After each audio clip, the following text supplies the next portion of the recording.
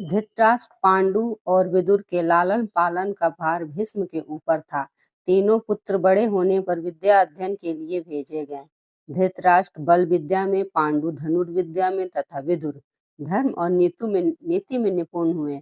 युवा होने पर धृतराष्ट्र अंधे होने के कारण राज्य के उत्तराधिकारी न बन सके। विदुर दासी पुत्र थे, इसीलिए पांडु को ही हस्तिनापुर का राजा घोषित किया गया। भीष्म ने धृतराष्ट्र का विवाह गंधार की राजकुमारी गांधारी से कर दिया। गांधारी को जब ज्ञात हुआ कि उसका पति अंधा है, तो उसने स्वयं अपनी आंखों पर पट्टी बांध ली। उन्हीं दिनों यदुवंशी राजा सूरसेन की पोषित कन्या कुंती जब सयानी हुई, तो पिता ने उसे घर आए हुए मेहमानों की सेवा में लगा दिया। पिता के अतिथि गृह में जितने भी साधु महात्मा, ऋषि मुनि आदि आते, कुंती उनकी सेवा मन लगाकर किया करती थी। एक बार वहां दुर्वासा ऋषि आ पहुंचे। कुंती ने उनकी भी मन लगाकर सेवा की। कुंती की सेवा से प्रसन्न होकर दुर्वासा ऋषि ने कहा, पुत्री, मैं तुम्हारी सेवा से अत्यंत प्रसन्न हुआ हूँ। अतः तुझे एक ऐसा मंत्र देता हूँ जिसके प्रयोग से तू जिस देवता का स्मरण करेगी, वह तत्काल तेरे समक्ष प्रकट होकर तेरी मनोकामना पूर्ण करेगा। इस प्रकार दुर्वासा ऋषि कुंती को मंत्र प्रदान करके चले गए। एक दिन कुंती ने उस मंत्र की सत्यता की जांच करने के लिए एकांत स्थान पर बैठकर उस मंत्र का जाप करते हुए सूर्यदेव का स्मरण किया। उसी क्षण सूर्यदेव वहां प्रकट होकर बोले, देवी, मुझे बताओ कि तुम मुझसे किस वस्तु की अभिलाषा करती हो। मैं तुम्हारी अभिलाषा अवश्य पूर्ण करूंगा।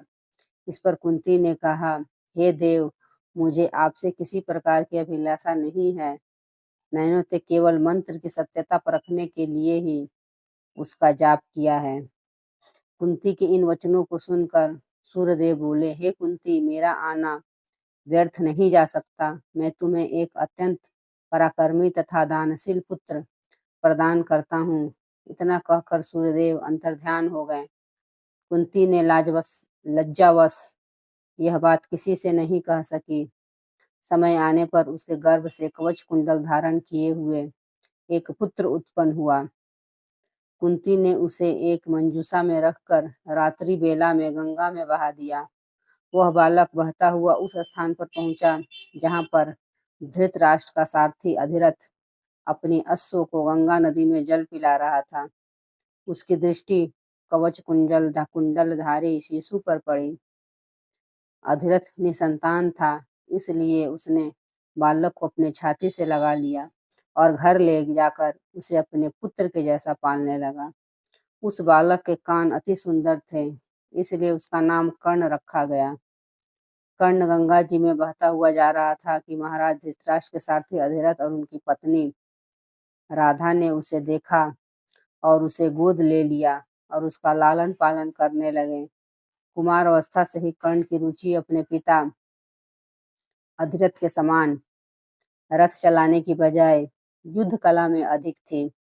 कर्ण और उसके पिता अधिरथ आचार्य द्रोण से मिले, जो कि उस समय युद्ध कला के सर्वश्रेष्ठ आचार्यों में से एक थे। द्रोणाचार्य उस समय कुरु राजकुमारों को शिक्षा दिया करते थे। उन्होंने कर्ण को शिक्षा देने से मना कर दिया, क्योंकि कर्ण एक सारथी पुत्र था और द्रोण केवल क्षत्रियों को ही शिक्षा दिया करते थे।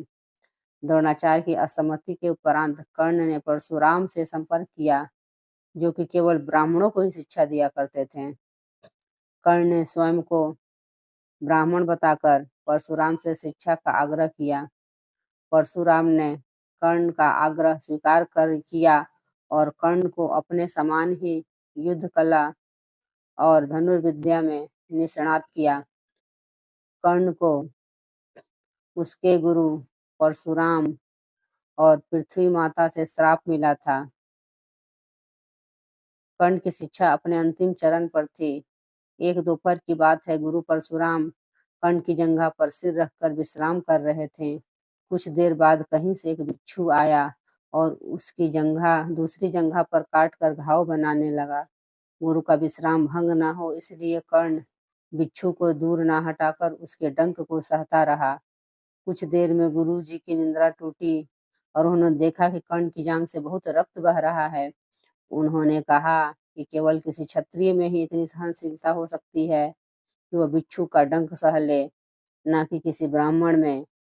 और परशुराम जी ने उसे मिथ्या भाषण के कारण श्राप दिया कि जब भी कर्ण को उसकी दी हुई शिक्षा की सर्वाधिक अवस्था होगी, उस दिन वह उसके काम नहीं आएगी। कर्ण, जो कि स्वयं ये नहीं जानता था कि वह किस वंश से है, ने अपने गुरु से क्षमा मांगी और कहा कि उसके स्थान पर यदि कोई और शिष्य भी होता तो वो भी यही करता। यद्यपि कर्ण को क्रोधवश श्राप देने पर उन्हें ग्लानि हुई, पर वे अपना श्राप वापस नहीं ले सकते थे। तब उन्होंने कर्ण को अपना विजय नामक धनुष प्रदान किया और उसे ये आशीर्वाद दिया कि उसे वह वस्तु मिलेगी जिसे वह सर्वाधिक चाहता है। अमिट प्रसिद्धि। कुछ लोक कथाओं में माना जाता है कि बिच्छू के रूप में स्वयं इंद्र थे, जो उसकी वास्तविकता क्षत्रिय पहचान को उजागर करना चाहते थे।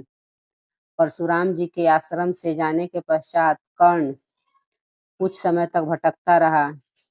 इस दौरान वह शब्द भेदी विद्या सीख रहा था। अभ्यास के दौरान उसने एक गाय के बछड़े को कोई वन्य पशु समझ कर लिया और उस पर शब्द भेदी बाण चला दिया और बछड़ा मारा गया। तब उस गाय के स्वामी ब्राह्मण ने कर्ण को श्राप दिया कि जिस प्रकार उसने एक असहाय पशु को मारा है, वैसे ही एक दिन वह भी मारा जाएगा, जब वो सबसे अधिक असहाय होगा और जब उसका सारा ध्यान अपने शत्रु से कहीं अलग और किसी और काम पर होगा। इस प्रकार कर्ण परशुराम का एक अत्यंत परिश्रमी और निपुण शिष्य बना। कर्ण दुर्योधन के आश्रम में रहता था। गुरु द्रोणाचार्य ने अपने शिष्यों की शिक्षा पूरी होने पर हस्तिनापुर में एक रंगभूमि का आयोजन करवाया। रंगभूमि में अर्जुन विशेष धनुर्विद्या युक्त शिष्य प्रमाणित हुआ। तभी कर्ण रंगभूमि में आया और अर्जुन के द्वारा किए गए कर्तव्यों को पार करके उसे द्वंद्व युद्ध के लिए ललकारा।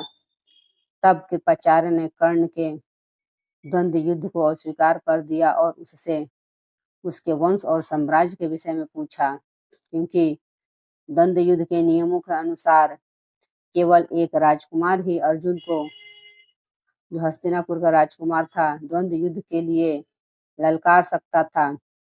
तब कौरवों में सबसे ज्येष्ठ दुर्योधन ने कर्ण को अंगराज घोषित किया, जिससे वह अर्जुन से द्वंद्व युद्ध के योग्य हो जाए। जब कर्ण ने दुर्योधन से पूछा कि वह इसके बदले में क्या चाहता है, तब दुर्योधन ने कहा कि वह केवल ये चाहता है कि कर्ण उसका मित्र बन जाए। इस घटना के बाद महाभारत के कुछ मुख्य संबंध स्थापित हुए, जैसे दुर्योधन और कर्ण के बीच दृढ़ संबंध बने, कर्ण और अर्जुन के बीच तीव्र प्रतिद्वंद्विता और पांडवों और कर्ण के बीच वैमनस्य। कर्ण दुर्योधन का एक निष्ठावान और सच्चा मित्र था। यद्यपि वो बाद में दुर्योधन को खुश करने के लिए युद्ध क्रीड़ा में भागीदारी करता है, लेकिन वो आरंभ से ही इसके विरुद्ध था। कर्ण शकुनी को पसंद नहीं करता था और सदैव दुर्योधन से यही परामर्श देता था कि वो अपने शत्रुओं को परास्त करने के लिए अपने युद्ध कौशल और बाहुबल का प्रयोग करे, न कि कुटिल चालों का। जब लाक्षागृह में पांडवों को मारने का प्रयास विफल हो जाता है, तब कर्ण दुर्योधन को उसकी कायरता के लिए डांटता है और कहता है कि कायरों की सभी चालें विफल ही होती है, और उसे समझाता है कि उसे एक योद्धा के समान कार्य करना चाहिए और उसे जो कुछ भी प्राप्त करना है उसे अपनी वीरता द्वारा प्राप्त करे। चित्रांगदा की राजकुमारी से विवाह करने में भी कर्ण ने दुर्योधन की सहायता की थी। अपने स्वयंवर में उसने दुर्योधन को अस्वीकार कर दिया और तब दुर्योधन उसे बलपूर्वक उठाकर ले गया। तब वहां पर उपस्थित अन्य राजाओं ने उसका पीछा किया, लेकिन कर्ण ने अकेले ही उन सबको परास्त कर दिया। परास्त राजाओं में जरासंध, शिशुपाल, दंतवक्र, शाल्व और रुक्मी इत्यादि थे। कर्ण की प्रशंसा स्वरूप जरासंध ने कर्ण को मगध का एक भाग दे दिया। भीम ने बाद में श्री कृष्ण की सहायता से जरासंध को परास्त किया, लेकिन उससे बहुत पहले ही कर्ण ने उसे अकेले परास्त किया था।